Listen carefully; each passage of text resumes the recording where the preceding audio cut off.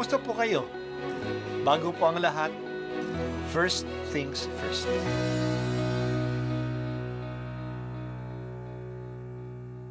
Good morning po. Sinisimulan po natin ngayon ang first things first. At dito po, tinatalakay natin sa unang bahagi ng umaga natin ay ang first readings na binabasa po sa banal na misa.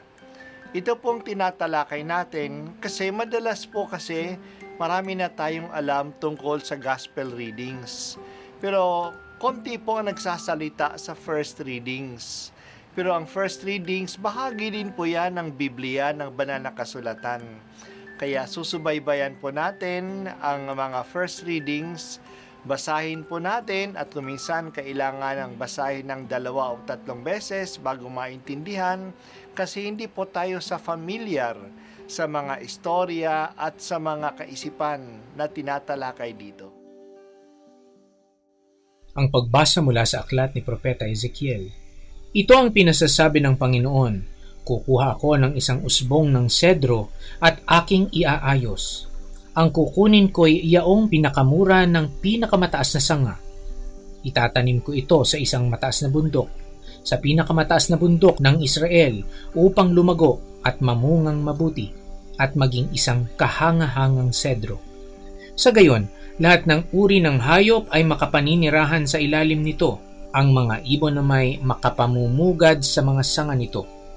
Kung magkagayon, malalaman ng lahat ng punong kahoy na mapapababa ko ang mataas na kahoy at maitataas ko yaong mababa, na matutuyo ko ang sariwang kahoy, mapananariwa ko yaong tuyong punong kahoy. Akong Panginoon ang nagsabi nito at ito'y gagawin ko.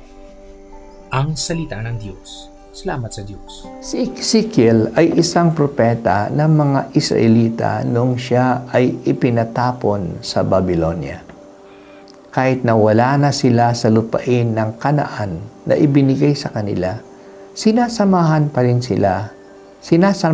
rin ang mga tao ng salita ng Diyos. Nagsasalita pa rin ang Diyos sa kanila kahit na sila ay nasa banyagang lugar na. Dahil sa pagkatapon sa kanila, nawala na ng pag-asa ang mga Israelita. Noon, wala namang ipinatatapon na nakababalik pa sa kanilang lugar.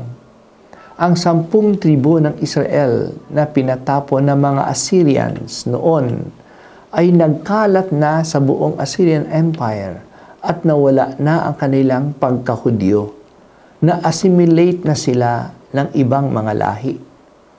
Ganito rin ang pangamba ng mga Hudyo sa Babylonia. Malulusaw ang kanilang hari. Mawawala ang kanilang pananampalataya. Nagbigay ang propeta ng isang talinhaga. Kumuha ang Diyos ng pinakamurang sanga sa itaas ng punong sedro at ito ay itinanim sa isang mataas na bundok ng Israel. Ito ay tumubo at lumago. Naging malaking puno ito. Sa mga sanga nito ay pumugad ang maraming ibon at sa ilalim ng punong ito ay nagpahinga ang maraming hayop.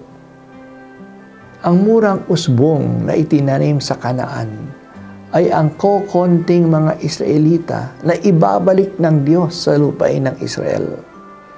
Lalaki at dadami sila doon at magiging dakilang bayan muli sila. Babalik sa kanila ang iba pang mga Hudyo at magiging malaking lahi uli sila. Ito ay magagawa ng Diyos sapagkat siya ay makapangyarihan. Magagawa niya ang lahat. Mapapalaki niya ang maliliit na puno at ang matataas na puno ay mapapababa niya. Ang sariwang kahoy ay matutuyo niya at ang tuyong kahoy ay mapapasariwa niya. Tandaan po namin ang takbo ng kasaysayan ay hindi lang nagdidepende sa gawain ng mga tao. Kumikilos din ng Diyos sa kasaysayan natin. Kaya huwag tayong maging hambog at huwag din tayong mawala ng pag-asa. Ang magandang kalagayan natin ay dala ng kapangyarihan o pera o technology ng tao ay maaaring umuwi sa kasawian kung hindi tayo susunod sa patakaran ng Diyos. Nangyari ito sa maraming malalaking empire at makapangyarihang mga bansa. Nasaan na ang Assyrian Empire, ang Babylonian Empire, ang Ottoman Empire, ang English Empire, ang Spanish Empire. Nawala na silang lahat. Pati na ngayon, ang Amerika at Europa at China ay lilipas din ang kanilang kapangyarihan. Ang mga maliit na bansa ang pagpapalain ng Diyos kung sila ay susunod sa kanyang utos. Maaring pasasaganain sila ng Diyos. Kaya ang makapangyarihan ay huwag magpabaya at ang mga mahina ay huwag mawala ng pag-asa. Ang Diyos ay ang Panginoon ng kasaysayan. May God factor na kumikilos sa ating kalagayan. O Diyos, patatagin mo ang aming loob sa aming kaliitan. Madalas naming naisip na wala ng pag-asa ang Pilipinas, na palagi na lang kaming kolelat.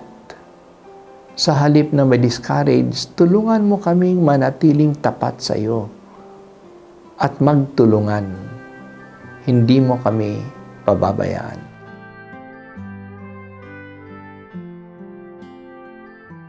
At ako po ay si Bishop Broderick Pabilio dito sa First Things First.